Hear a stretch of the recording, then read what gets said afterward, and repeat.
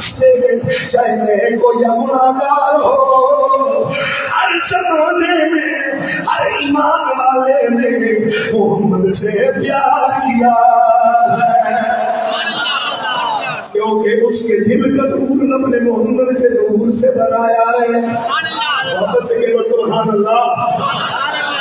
میں اس دن ایک غیر مسلم ہے کہ عالیہ پچھلے تقریباً 10 سال پہلے کی اس نے ریسرچ پیش کی، کفار میں اپنا یہ جاسوس چھوڑا اور اس نے اسلامی دنیا کی اوپر تحقیق کی۔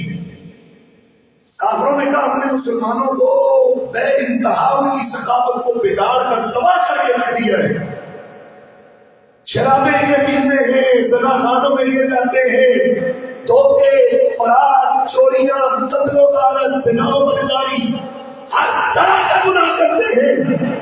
لیکن اس گئے گزرے دور میں بھی عالم کفر میں بھی کھڑا ہو کر اگر کوئی محمد کو بھونکتا ہے، وہاں پر محمد کی عزت کا ناموس کا مجاہد کھڑا ہو جاتا ہے۔ اس کے نام تحقیق کرو ان کے دلوں سے محمد کا پیار کس طرح نکالا جا سکتا ہے، تو کہتے ہیں میں نے 22 سال تحقیق کی، 2 جملوں میں میں نے جواب دیا جنہوں نے مجھے بھیجا تھا۔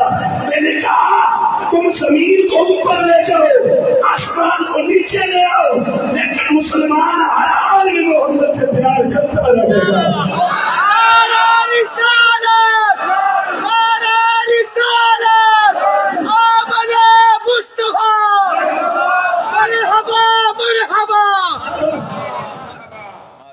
اس نے کہا میں نے 2 جملوں میں جواب دیا ہے، تم لاکھ کروڑ قانون سازی کر لو، ان کی ثقافت تباہ و برباد کر دو، لیکن یہ بات پکی ہے اور سمجھ میں نہیں آتی کہ ہر دور میں مسلم نے محمد سے ٹوٹ کر پیار کیا۔ میں نے کہا تم اس قوم کو کیسے فتح کر سکتے ہو؟ اے کفر کے گماشتو، تم تو غلامی کی زندگی سے بھاگتے ہو اور مسلمان شب و روز دعائیں مانگتا ہے یا اللہ محمد مصطفیٰ کی غلامی عطا فرما دے۔ تم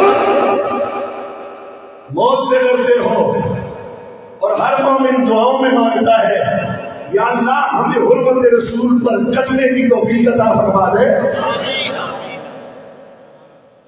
سرکار امیر المومنین فاروق اعظم رضی اللہ تعالیٰ عنہ سے کسی نے پوچھا تھا عمر آپ کے پاس کون سی ایسی چیز ہے اسلام کے پاس کہ دیکھتے ہی دیکھتے 4 سالوں میں 40